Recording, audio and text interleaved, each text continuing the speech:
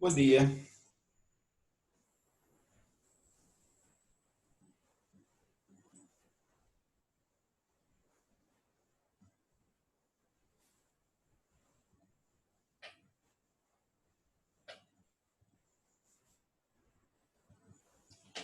Bueno, no aparecen ni las caras hoy, ¿eh?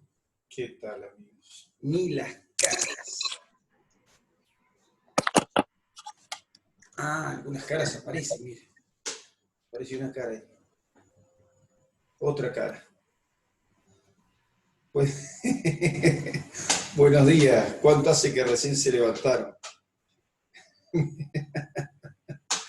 Veo caras de descanso. Bien, bien, fenómeno, muy bien. Perfecto. Despéguense la almohada.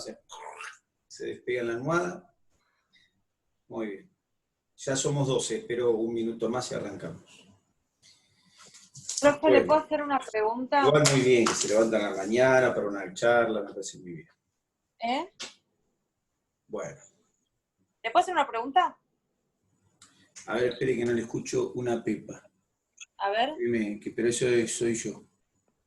Sí, tengo todo activado, si no me equivoco. Espere, no hable porque es como si no hablara.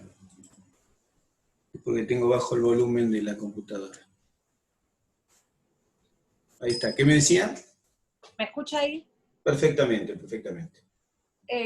Igual nos quedamos en ese tema, pero ¿por qué una hiperglucemia da polifagia? ¿Por qué una hiperglucemia da polifagia? Es una pregunta interesante. O sea, si tengo mucha glucosa en la sangre, ¿por qué me dan ganas de comer más? Pero resulta que Esa glucosa no entra a las células. las neuronas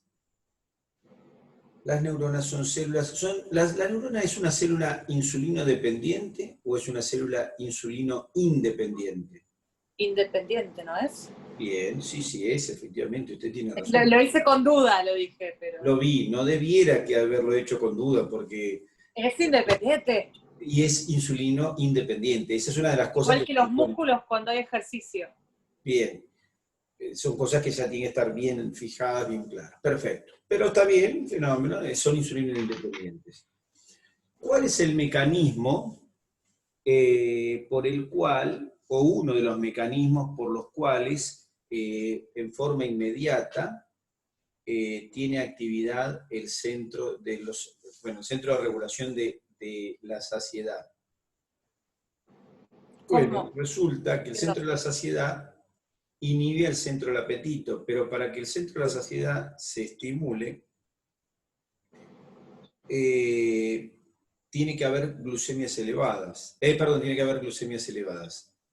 Para que el centro de la saciedad se estimule,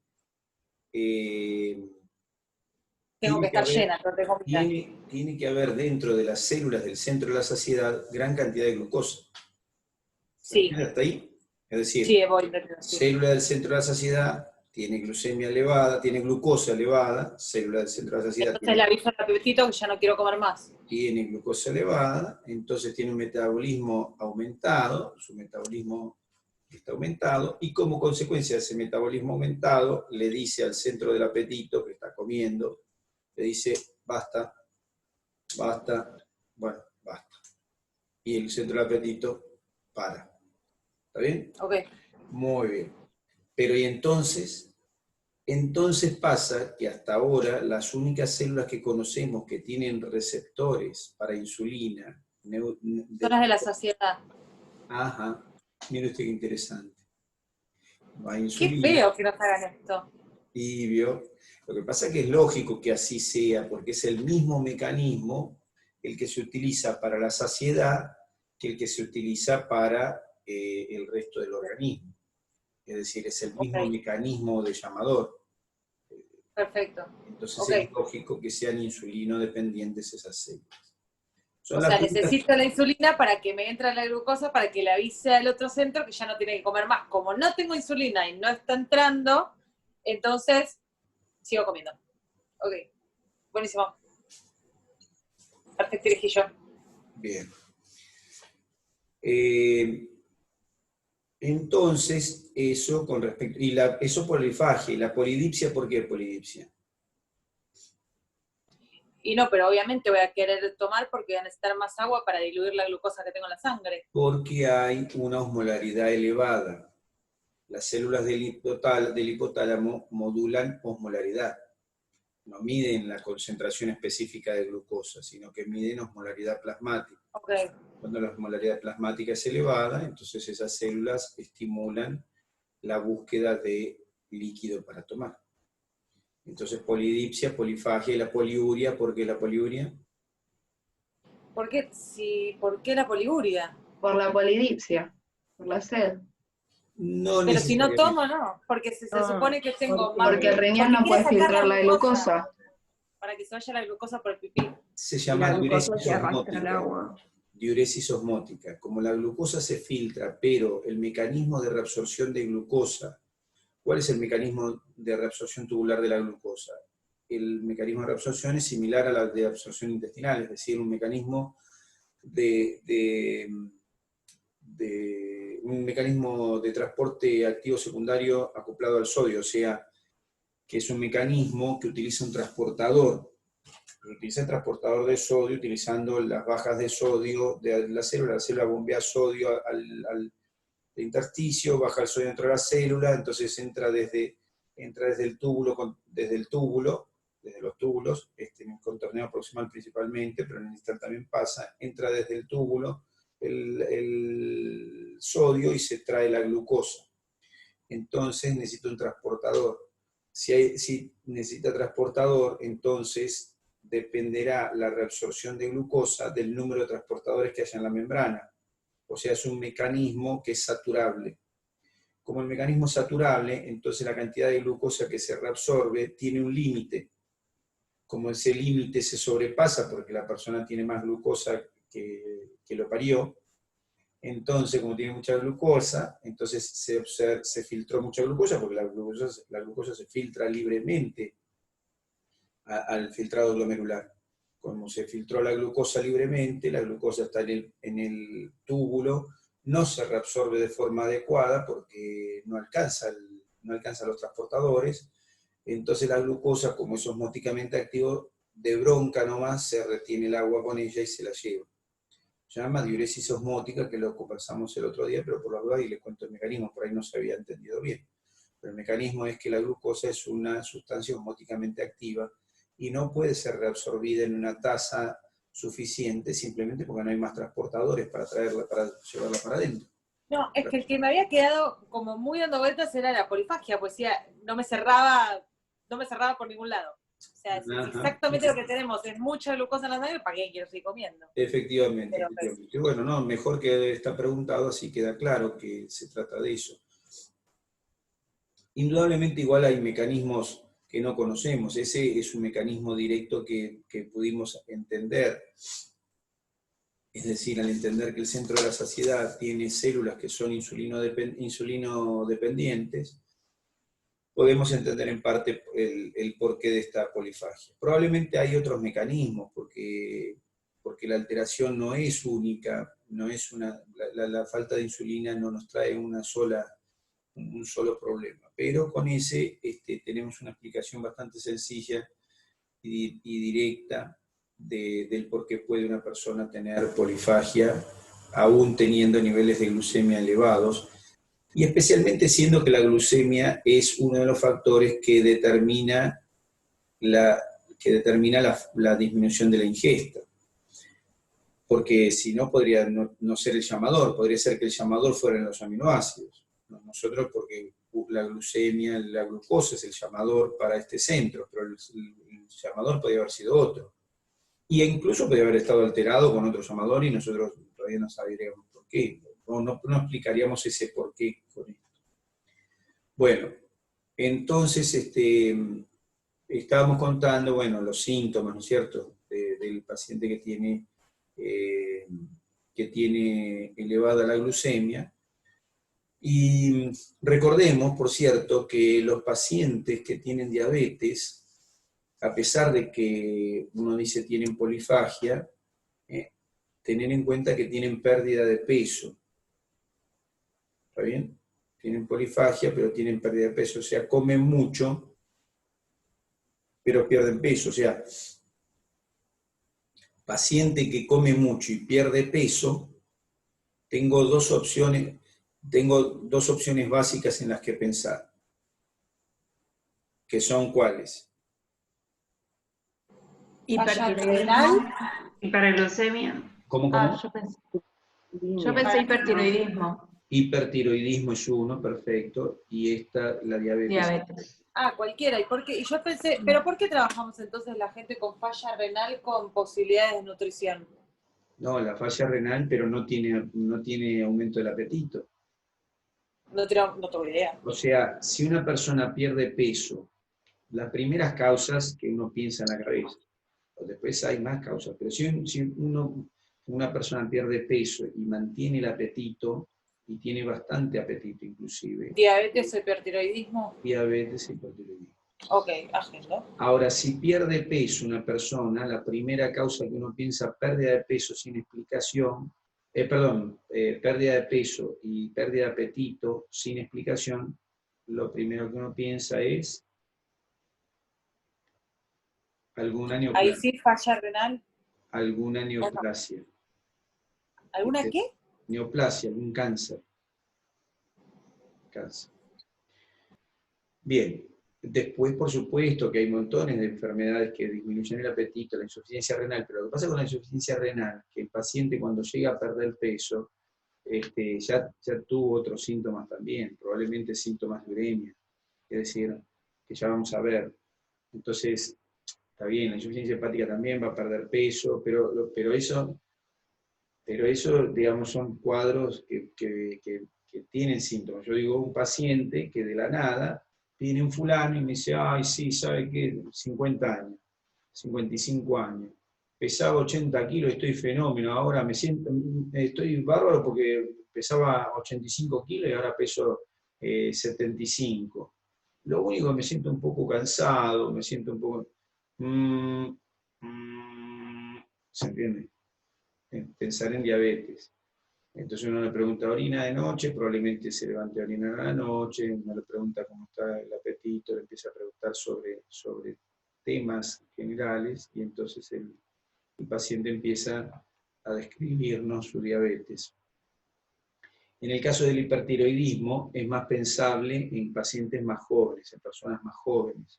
Pero ojo, porque esa persona más joven también puede tener diabetes de tipo 1. Bueno, entonces diabetes hipertiroidismo, dos patologías en las cuales se pierde peso de forma significativa y se mantiene el apetito. En el hipertiroidismo el apetito es voraz. En el hipertiroidismo el apetito es voraz. O sea, el paciente come cantidades. Bien. Bueno, entonces habíamos contado más o menos el cuadro de... estábamos contando los síntomas en términos generales, habíamos contado. Y bueno, recordar que en la cetoacidosis, porque todo esto venía, que estábamos hablando de los cuadros, recordar entonces que el signo o que la diferencia entre ambos cuadros, entre la cetoacidosis y la hiperglucemia hiperosmolar, radica en justamente la acidosis que presenta la cetoacidosis, es decir, un aumento de la cantidad de protones en el medio, es decir, una caída del pH. Ojo, caída del pH, nuestro pH es de 7.35, 7.45, es decir, ese rango, y estamos hablando de caídas del pH a 7.30, ¿está bien? Porque el pH, no, porque por ahí uno dice, ¿cómo? 7.30 no es un pH normal, no, 7.30 es un pH terrible, pero como 7.35 es un pH óptimo, sí. Bueno, entonces cae la cantidad de bicarbonato, obviamente, en el cuerpo, por supuesto. Bueno, todas esas cosas no nos importan, pero la cuestión es que está bien, el pH cae en estos pacientes, en los pacientes con cetoacidosis, tienen hiperglucemia y tienen cetonuria, es decir, cetonemia. Cetonuria también tienen, pero tienen cetonemia, que la cetonemia es la presencia de cuerpos cetónicos en el plasma en gran cantidad, es decir, aumentan los niveles de cuerpos cetónicos, principalmente el beta-hidroxibutirato, ¿está bien? O ácido alfa-hidroxibutírico. a contraposición de lo contrario, en la otra esquina tenemos la hiperglucemia hiperosmolar, que tenía aumento de la osmolaridad, tenía hiperglucemia. En la cetoacidosis la hiperglucemia no hace falta que sea de más de 600 en la cetoacidosis, mientras que las hiperglucemias hiperosmolares generalmente son glucemias más elevadas. Yo he visto pacientes con glucemias de 1000, ¿está bien? 1000 miligramos por ciento. Pacientes que obviamente han corrido riesgo de vida, pero con 1000, o sea que no llegó a 1000 el mismo día que se le tomó la muestra de sangre en el hospital. Llegó a 1000 porque tenía hiperglucemias a largo plazo, esa persona estaba teniendo hiperglucemia, hasta que un momento cayó, fue trasladado a un hospital y ahí se le mide y ha tenido glucemia muy elevada. Pero entonces quiere decir que las glucemias de las hiperglucemias hiperosmolares en general son más toleradas y son por arriba de 600. En cambio, la cetoacidosis puede presentarse con glucemias de 300, ya se puede presentar cetoacidosis. ¿Está bien? Y en la hiperglucemia hiperosmolar, entonces la otra característica es que además de la hiperglucemia, que estuvo más elevada, está el tema de la hiperosmolaridad plasmática que supera los 320 miligramos por ciento. 300 miligramos, sí, 320 miligramos, 320 milimoles por litro. ¿Bien? Entonces ahí tenemos, son diferentes en el desarrollo, son diferentes en el tratamiento, porque una hiperglucemia hiperosmolar, como ustedes, ¿qué se les ocurría? Porque se les puede ocurrir qué hacer con una hiperglucemia hiperosmolar. ¿Qué harían? No, hay cosas que no, porque no tienen por qué saber, pero hay una por lo menos que tienen que saber. ¿Qué se les ocurre hacer? ¿A qué se les ocurriría hacer con un paciente que tiene hiperglucemia hiperosmolar? ¿Ponerle insulina? Bueno, ponerle insulina, al otro también le ponemos insulina, está bien, le ponemos insulina. ¿Y qué más le hago además de poner insulina? ¿Darle agua? Hidratarlo. Hidratar al paciente, por supuesto. Porque por supuesto que hay que reponerle sales, hay que darle insulina en pequeñas cantidades, se le da insulina en pequeñas cantidades, se lo hidrata, se lo fuerza a orinar un poco, además de hidratarlo, para que elimine un poco de glucosa por la orina. Entonces se elimina un poco de glucosa por la orina, le doy más volumen a ese plasma, volumen de líquido, volumen de agua, le doy electrolitos y generalmente eso es suficiente como tratamiento. Lo que no quiere decir que no sea un cuadro que puede ser severo e incluso producir la muerte. Pero quiero decir que el tema está en hidratar. Mientras que la cetoacidosis, el problema más importante no es la hiperglucemia, porque no tienen hiperglucemia tan significativa como para causarles los problemas que causa la hiperglucemia hiperosmolar. Lo que le pasa al paciente con cetoacidosis tampoco está necesariamente deshidratado, va a tener un poco de deshidratación, pero el problema que tiene es la acidosis. Un paciente que va a la terapia intensiva para corregir el medio ácido básico.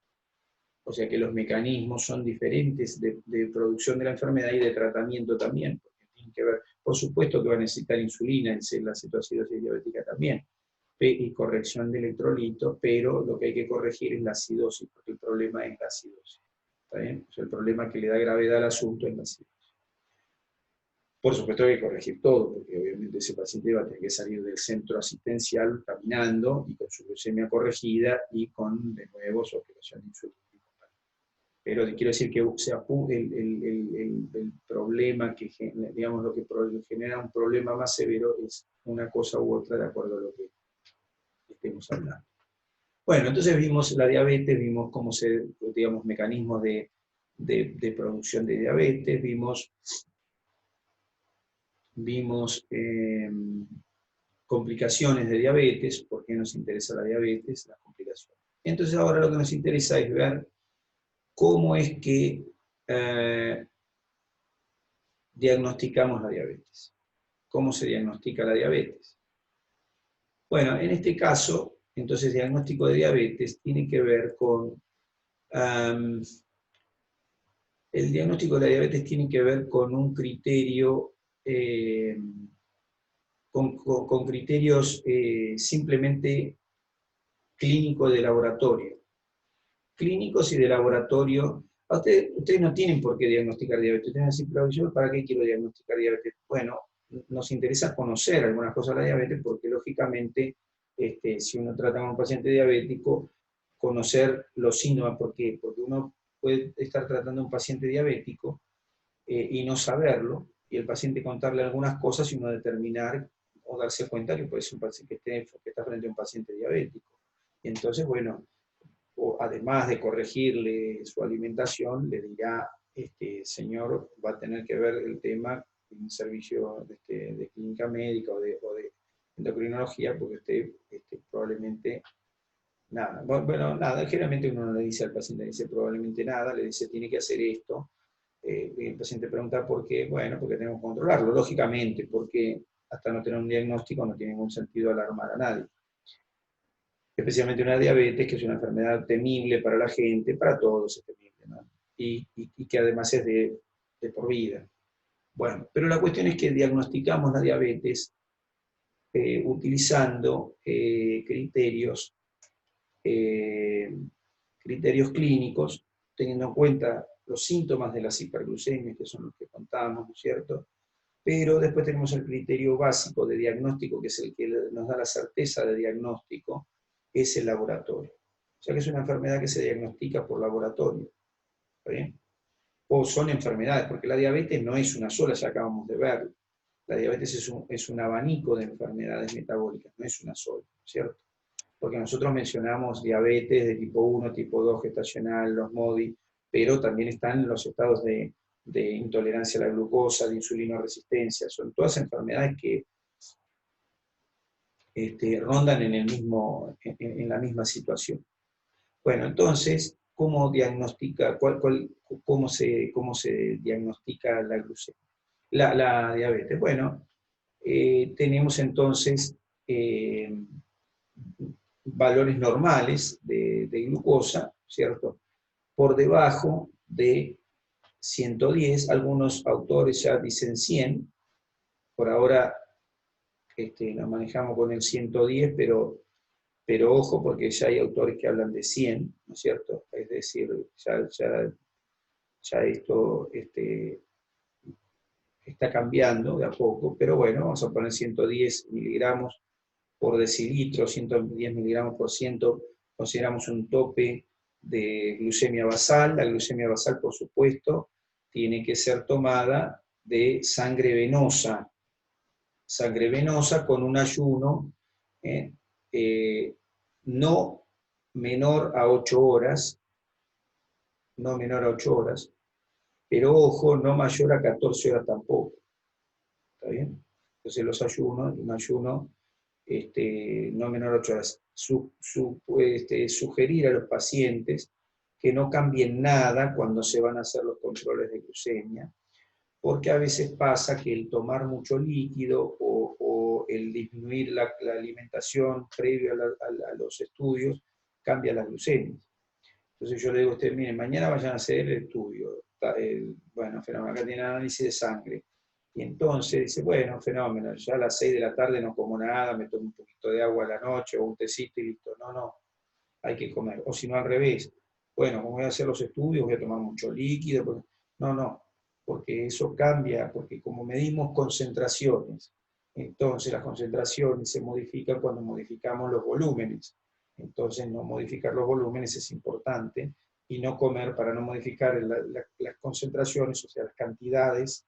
O sea, cantidad versus volumen, me refiero, cantidad, el soluto, volumen y líquido. Entonces, no tenemos que cambiar ni la cantidad de lo que vamos a medir, ni el volumen del líquido en el cual vamos a medir, porque lo que medimos son proporciones. Así que tener en cuenta esas cosas, parece una tontera, pero hay que tenerla en cuenta.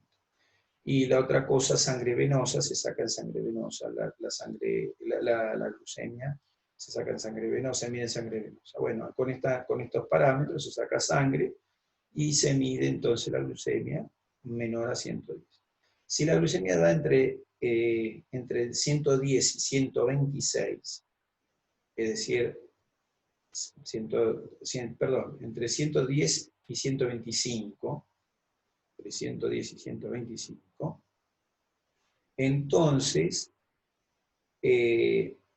bueno, vamos a tener que tener, ahí en realidad hay dos opciones. La opción que es la que hay que hacer, y otra opción intermedia. La opción intermedia, que no es por ahí no es la que hay que hacer, pero a veces se hace, y que no está tan terrible tampoco, es repetir la glucemia un par de meses después. O sea, un paciente trae glucemia 115, bueno, repitámosle la glucemia en unos meses, o en un mes, pero lo que corresponde no es eso, sino lo que corresponde es hacerle una curva de tolerancia oral. ¿Está bien? O sea, en realidad es una glucemia después de una sobrecarga, hay que hacerle la prueba de sobrecarga, ¿sí? Que se puede llamar, porque curva en realidad, la CETOG, curva de tolerancia oral, es cuando uno le toma al paciente a la hora, a las 2 horas, a las 3 horas. Generalmente no se hace la curva, se hace la prueba de tolerancia o prueba de sobrecarga, que se mide solamente a las 2 horas. Con la prueba de sobrecarga, les digo la diferencia entre CETOG, curva y la prueba, porque en realidad es lo mismo, porque si uno va a hacerse una prueba de tolerancia oral y le sacan sangre a las 2 horas, o si va a hacer una curva y le sacan sangre, le hacen tomar lo mismo y le sacan sangre, bueno, entonces es lo mismo, ¿no? Pero uno hace una curva y el otro es una prueba con un valor puntual a las 2 horas. O sea, la prueba de sobrecarga, la prueba de tolerancia oral. Bueno, que eso es lo que se le hace al paciente cuando tiene las glucemias entre 110 y 125. Es decir, se le hace una glucemia después de una sobrecarga de glucosa que se le suministra por vía oral. Se le suministran 75 gramos de glucosa en agua tibia, no en una infusión, en general es en agua tibia directamente, y se le mide la glucosa después de 2 horas. En ese sentido, el paciente puede tener 3 opciones. Bueno, puede tener 4 opciones. La primera es que no vuelva y se vaya, y no vuelva a tomarse la sangre, pero esa no vale. Las otras 3 opciones son: opción 1, que después de la sobrecarga, el paciente tenga una glucemia por debajo de 110. Está fenómeno, no hay ningún problema. El segundo tema es que tenga una glucemia entre 110 y 139, o sea, en 111 y 139. En cuyo caso, vamos a repetir la prueba, o, un segundito, ya volví. En cuyo caso vamos a repetir la prueba y podemos considerar, bueno, vamos a repetir la prueba más adelante, vamos a considerar repetir la prueba. Si nuevamente se repite lo mismo cuando repetimos la prueba, estamos frente a un paciente que tiene una intolerancia a la glucosa. ¿Está bien? Intolerancia, no una resistencia, intolerancia. Ojo que esa intolerancia no significa que no está desarrollando una diabetes. ¿Está bien? Por ahora es una intolerancia a la glucosa. Y si el paciente da por arriba de 140, entonces digo que tiene una diabetes. O sea que si tiene una prueba de tolerancia con una glucemia superior a 140, eso ya es diagnóstico de diabetes. Diagnóstico. O sea que esa prueba es de diagnóstico. Te hago una pregunta. Sí. ¿Qué es intolerancia a la glucosa? O sea, ¿Cómo? Entiendo lo que es, pero ¿qué es una intolerancia a la glucosa que no es una insulina resistencia? ¿Qué es lo que está pasando? ¿Cuál es la diferencia? No, en la Está en el límite. La intolerancia a la glucosa significa que probablemente está desarrollando su diabetes y no tiene un buen manejo de la glucemia, no tiene un buen manejo, pero no tiene la insulina resistencia se asocia con incrementos de insulina en sangre. Son hiperglucemias con aumento de insulina en sangre, que además en general responden de otra manera, es decir, tienen glucemias generalmente más elevadas, las insulinas resistentes. Hay que investigar cuál es el nivel de insulina. Estos pacientes tienen niveles normales de insulina, solo que no están manejando de forma adecuada su glucosa. Eso es una intolerancia. Intolerancia es un paciente que ante una sobrecarga maneja glucemias normales, pero ante una sobrecarga No, insulinemias normales. ¿Cómo? Insulinemias normales, las glucemias no. Puede O sea, la tener, insulina está bien. Sí. tiene una insulina normal, puede tener glucemias normales habitualmente, o puede darle un poquito más elevado de lo habitual. ¿Se entiende? El tipo por ahí, vos se lo medís hoy y le da 105. Y se lo mediste en un mes y le da 115. Y bueno, y ahí anda. Es una intolerancia, es un cuadro en el cual todavía no hay desarrollo de la enfermedad, pero sí ya hay un trastorno metabólico. Hay algo por lo que no está Y funcionando no bien la está, entrada de glucosa en no la está célula. manejando bien su glucemia. Ok. Generalmente estos son estadios previos al desarrollo de alguna de las diabetes, ¿no es cierto? Probablemente caiga después en una insulinoresistencia y puede que, o no, o tiene un manejo inadecuado de la glucemia y queda ahí toda la vida porque lo empezamos a tratar con dieta y queda ahí toda la vida. Y entonces el paciente no tiene glucemias elevadas y se mantiene así toda la vida y listo. Okay. Y entonces el paciente sabe que hay cosas que no le conviene comer porque le elevan la glucemia, sabe que tiene que cuidarse con algunas circunstancias y ahí vive tranquilo.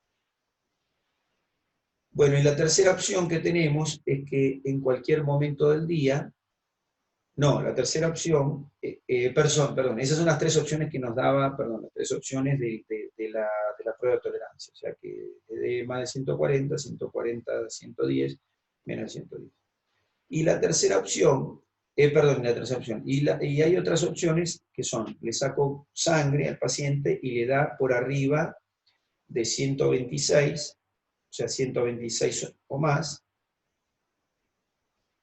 siempre en una glucemia basal, ¿no es cierto?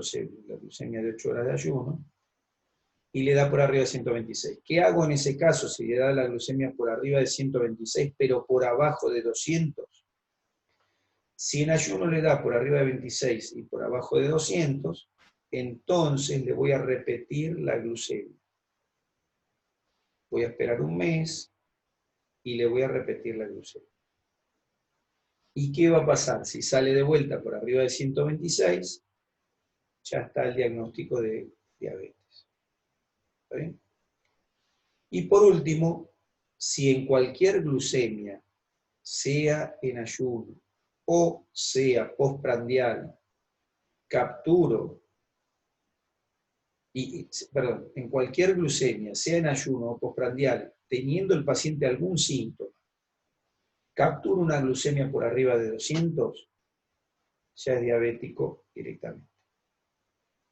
O sea, el paciente me comenta que se levanta de noche a orinar, que perdió peso, entonces perdió peso, se levantó a orinar. Glucemia, 215, diabetes. ¿Está bien? Para poner el ejemplo. Generalmente, estas glucemias tienen un correlato con la hemoglobina glicosilada. ¿Está bien? Entonces se utiliza la hemoglobina glicosilada como un valor de referencia, pero no de diagnóstico necesariamente, aunque hoy en día hay alguien, ¿no?, que puede mirarla y ya si uno lo mira puede darse cuenta de la situación, por supuesto. Todavía seguimos diagnosticando con valor glucemia, pero la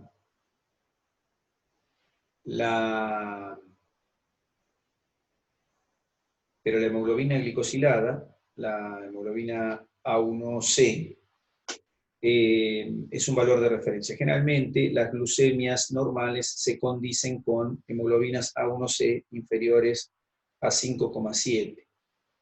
Cuando las hemoglobinas glicosiladas están entre 5,7 y 6,7, el paciente suele tener glucemias basales alteradas, o sea, intolerancia a la glucosa, o diabetes, y con glucemias, o puede ser un paciente de esos que tengo que hacerle las pruebas, y con glucemias por arriba de 6,5, generalmente ya el paciente se sabe que es diabético. Con glucemias, perdón, con hemoglobinas glicosiladas de arriba de 6,5, se presupone que el paciente ya es diabético, entra dentro de la categoría diabética. Perdón, ¿el punto de corte para el valor normal es hasta 5 o 5,7? ¿Cómo, perdóname? El punto de corte para el valor normal, ¿cuál era? Que no escuché. Y 5,7 es un buen corte, 6 algunos Ahí va. ponen, pero 5,7 es más específico. Eso es lo que dice la OMS, decía las 5,7. Pero pueden verlo con 6 y podemos pactar. Pero ahí tenemos entonces valores de diagnóstico. Como la enfermedad se diagnostica, el diagnóstico, digamos, de certeza final supuestamente es entonces tomamos estos valores para diagnosticar la diabetes. Bien, entonces, bueno, nada, diagnosticamos la diabetes y entonces una vez que tenemos el paciente diabético, claro, ahora lo que nos interesa es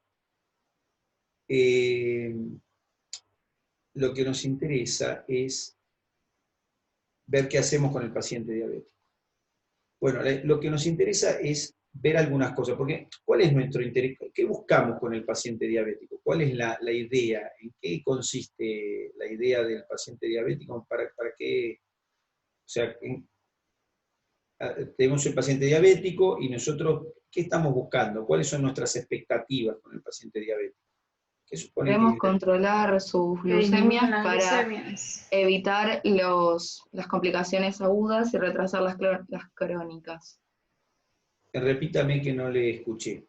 Le escuché, pero más o menos. ¿Qué me dijo? Que queremos controlar los valores de glucemia del paciente para retrasar las complicaciones, para evitar las complicaciones agudas y retrasar las crónicas.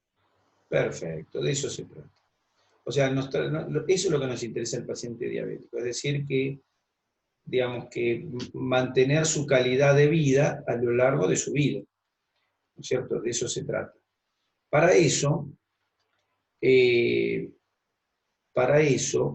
después vamos a ver puntualmente los objetivos en términos puntuales, pero entonces nos planteamos algunos objetivos que nos van a servir de pronóstico. Es decir, nosotros no podemos saber cuándo va a desarrollar la patología crónica, cuándo va a desarrollar la complicación crónica. ¿No? No sabemos, porque no es que un día el paciente dice, bueno, hoy me levanté, tengo insuficiencia renal. No, eso no va a suceder. Bueno, hoy me levanté y mañana voy a tener un infarto. Tampoco.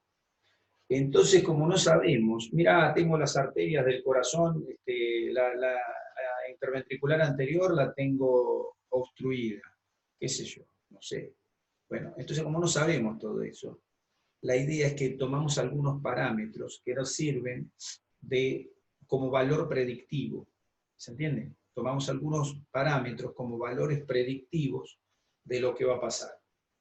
Entonces, ¿cuáles son esos parámetros de valor predictivo? Bueno, son 5 o 6 valores que vamos a tener en cuenta. Valores que vamos a tener en cuenta, entonces, hemoglobina glicosilada, número 1. La glucemia, por supuesto. Podemos tener glucemia preprandial y glucemia postprandial. ¿Está bien? Podemos tomar los dos valores. La tensión arterial. Tensión arterial. Los valores de sus lípidos, LDL, HDL, triglicéridos. ¿Está bien? Y se trabó todo. ¿Cómo? Te trabaste de vuelta.